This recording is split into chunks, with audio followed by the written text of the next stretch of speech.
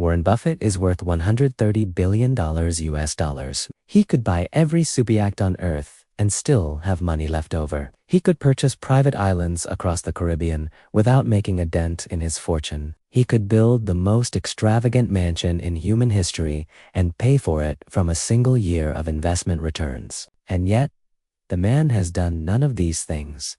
Not one. Instead, he has quietly given away over $50 billion US dollars to charity, and he plans to give away everything else before he dies. Every single cent, while Jeff Bezos sails on a $500 million superyacht with a support yacht that carries his private helicopter, while Elon Musk builds compound after compound across America, while Mark Zuckerberg constructs a $270 million underground bunker on a Hawaiian island, Warren Buffett wakes up every morning in the same modest house he bought in 1958, drives himself to work, eats a $3 McDonald's breakfast, and spends his day giving away the greatest fortune in American history. The question every American needs to ask is why? Because the answer to that question, the real answer, contains something far more valuable than investment tips or stock picks. It contains a complete philosophy about what money actually is, what it is actually for, and what it can actually do when it is used with intention rather than ego. Warren Buffett has spent 95 years figuring this out, and in the next 8 minutes,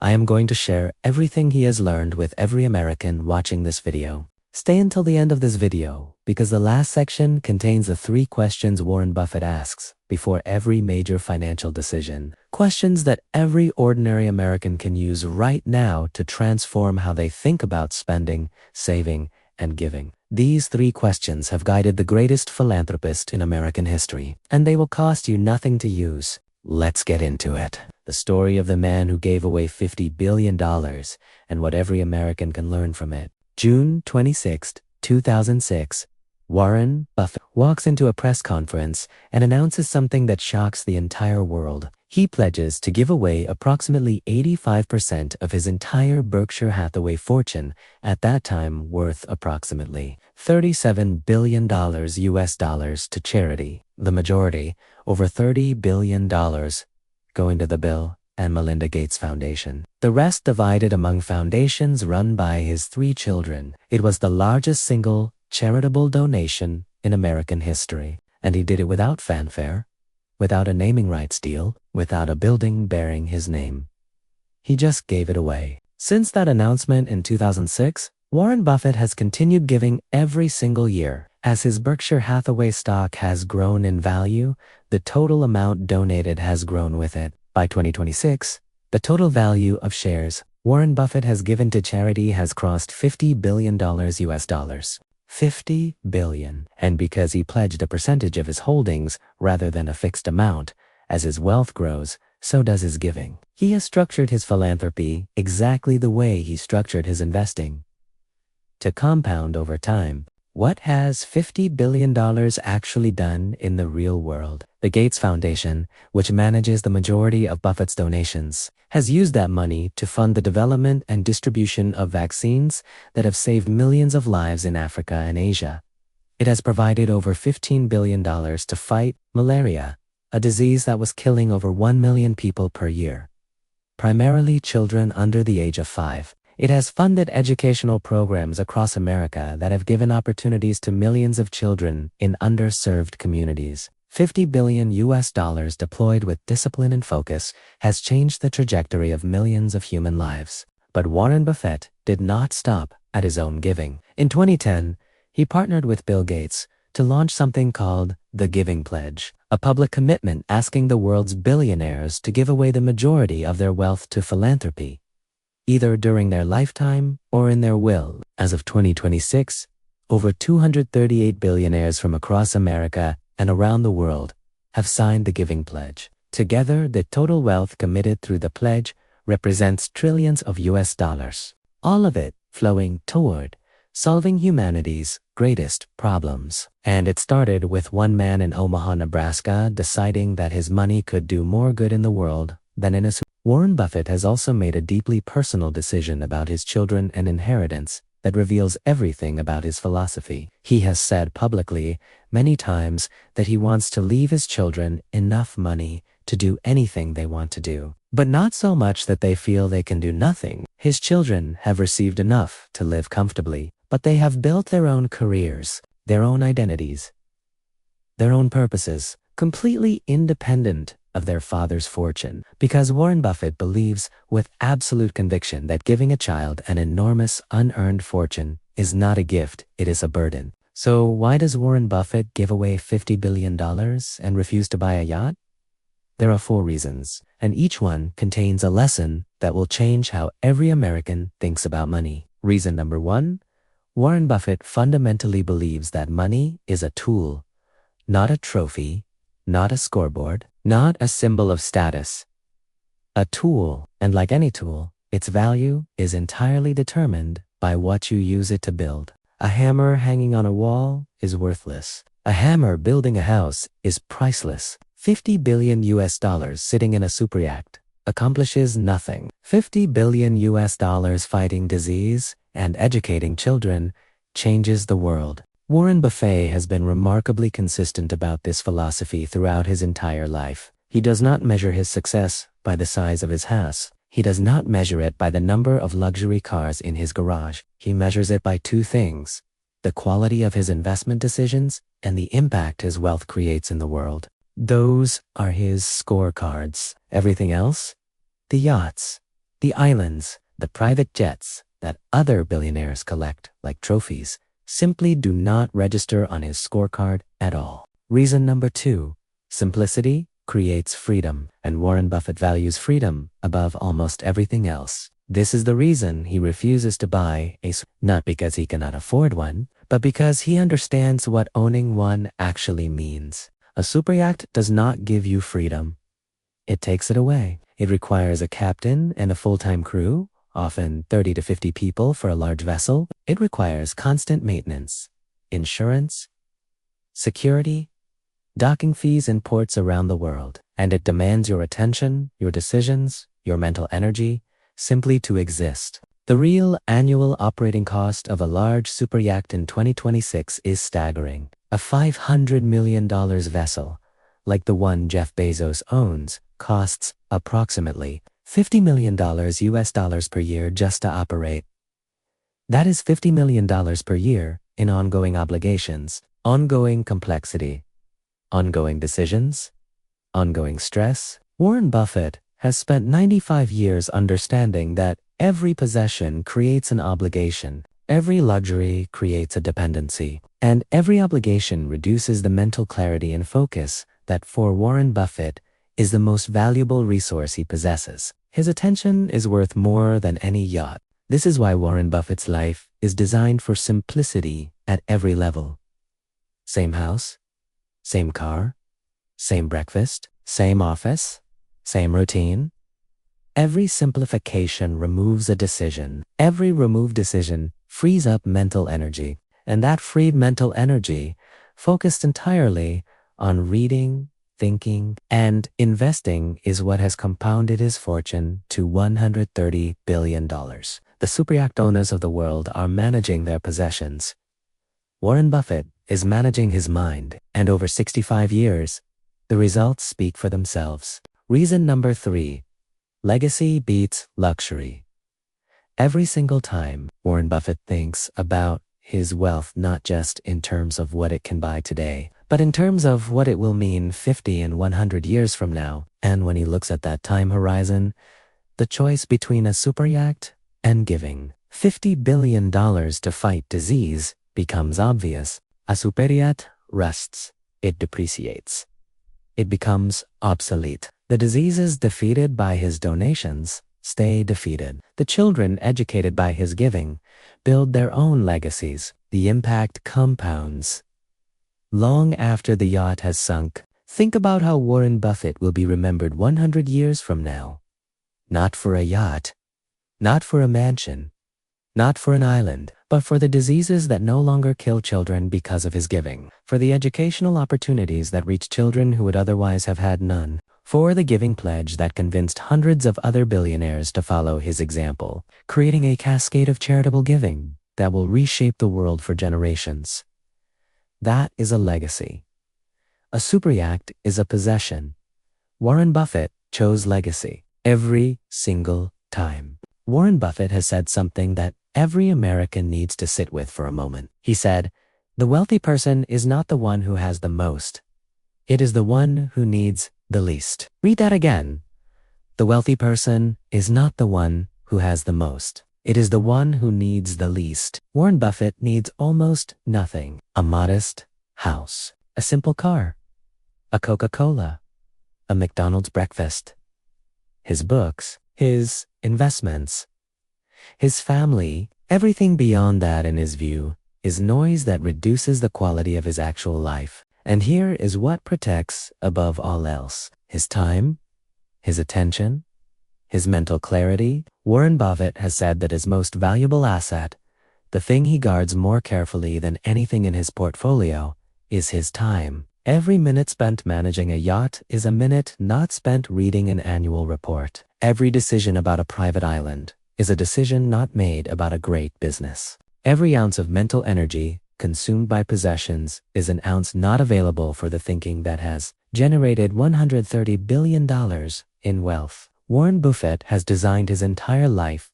to protect his most valuable asset, his mind. Reason number 4.